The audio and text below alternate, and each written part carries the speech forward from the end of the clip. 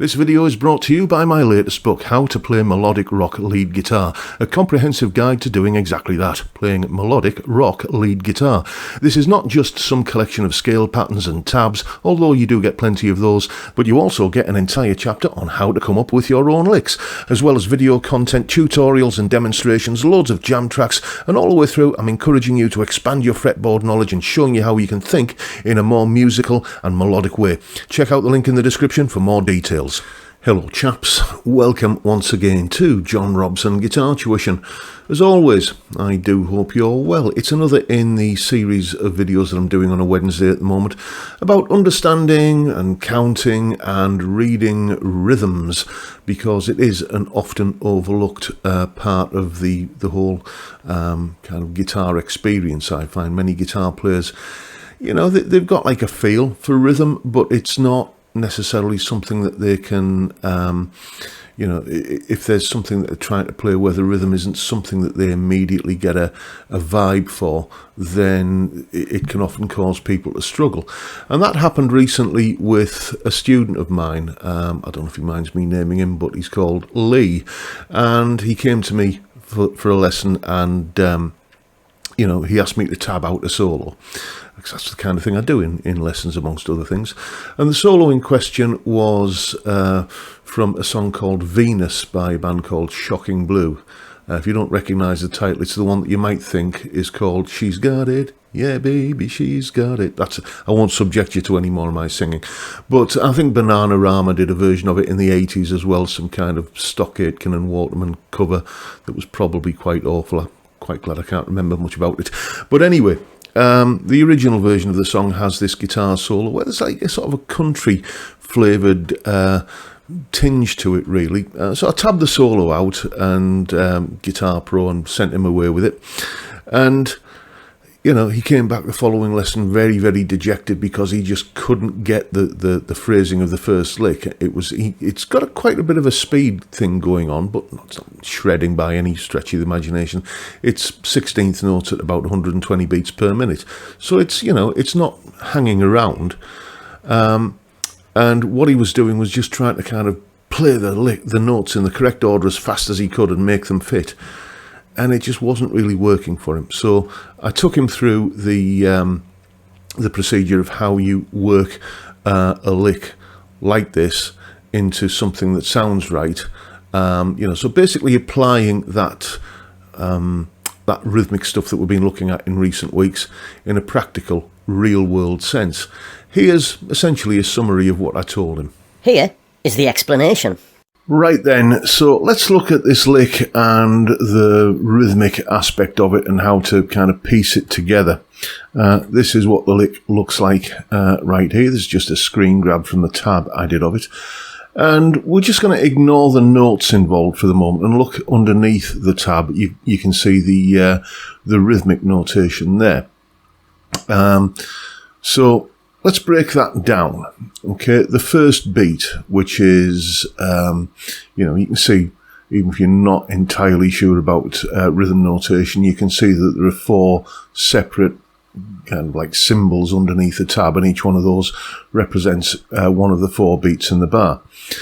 The first beat is an 8th note and 2 16th notes, and if you think back to the video I did on how that's counted, you can think of that as going, well, we know we count 16th notes as 1 E-ander, 2 E-ander, 3 E-ander, 4 E-ander, and that is 1 E-ander, like that.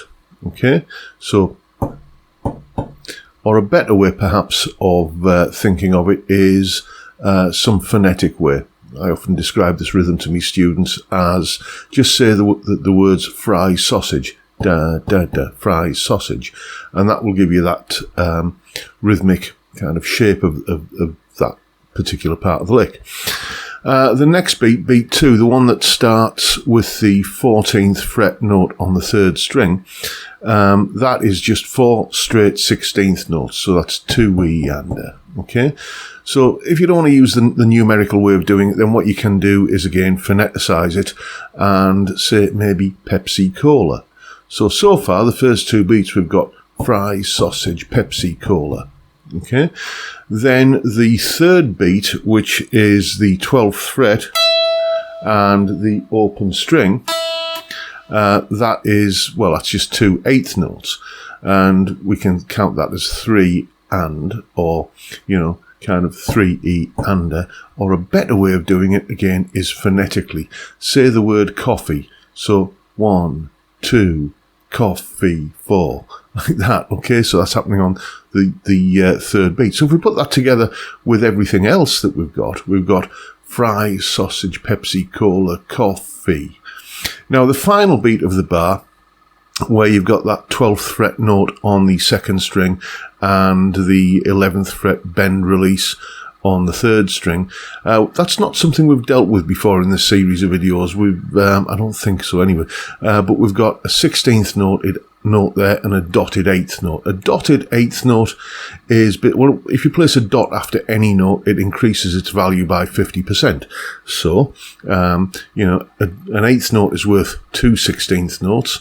And if you put a dot after it, it's worth 3 16th notes. Couple that with the 16th note that the beat begins with on the 12th fret of the B string, you have your 4 16th notes that make up the beat.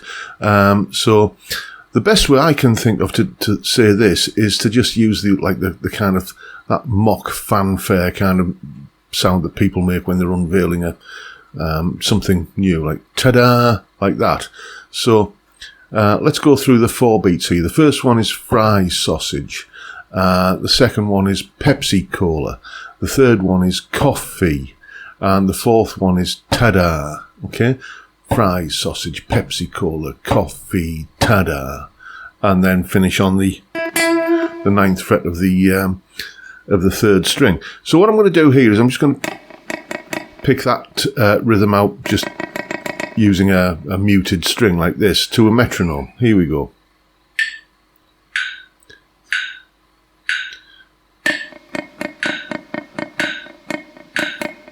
Like that. I'll do it with the words this time. 1, 2, 3, 4. Fries, sausage, Pepsi, cola, coffee, ta-da. Okay. Then we can put the notes into it, something like this. 1, 2, 3, 4.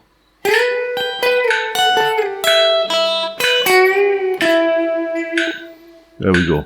So I'll do that without the metronome. I'll go fries, sausage, Pepsi, cola, coffee, ta-da, like that. Notice I'm doing this at a much slower speed than the original solo is played at. The old adage, you get it right, then get it fast, has never been truer than it is here. You slow it down, you meticulously work out what the rhythm needs to sound like, and it won't be a meticulous process for very long, because you will just get so that you recognize these little symbols and the sounds that they represent. But then you just kind of, I'm at 62 beats per minute here on the metronome, so 50% the speed, you know, work it up. Go up to 64, 66, 68, and before you know where you are, you will have got the lick up to the target speed. If you encounter any technique issues along the way, isolate those and practice those. Is that note just in an awkward place? Maybe if you refinger it slightly, maybe it will be easier if you kind of, you know, one of the great things about the guitar is that notes repeat themselves all over the place.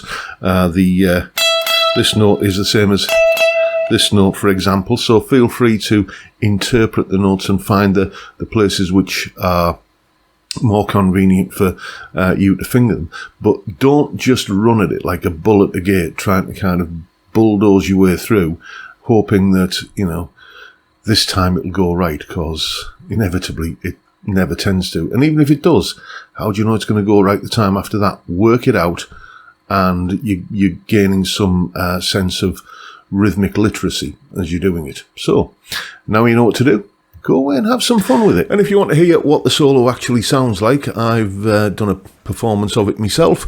I can't post that sort of thing on YouTube these days. It just immediately gets demonetized. But if you want to see me playing the solo and get the full tab in both Guitar Pro and PDF versions, and get the backing track to play along with, and get that explanation to download and keep forever, then that's all up on my Patreon page. There's the address, link in the description, as I'm sure you know by now. It's $3 those are about £3 a month, and you get access to all of these wonderful goodies that go along with these YouTube videos, tabs, jam tracks, that kind of thing, little snippets of lesson sort of stuff. Usually put this kind of stuff about 3 times a week. So, you know, I think that's really rather good value. And of course, a massive thank you to everyone who supports me in that, or any of the other ways, all of which are downstairs in the description. And that is pretty much the video for today, folks. Hope you enjoyed this video. Hope you found it useful more than anything else. And if that's the case, please hit the subscribe button and the notification bell if you haven't already done so. And why not drop me a like as well while you're at it. And don't forget the live stream every Friday, 5 PM UK time. We have a beer and a chat on account of it's a Friday. It's a great way to kick off the weekend. I'd love to see you there if you can make it. But for now, I'll bid you all a good day and say thank you so much for watching. Thank you for your time. Look after yourselves, folks. Stay well, stay safe, and above all, stay sane. Bye for now.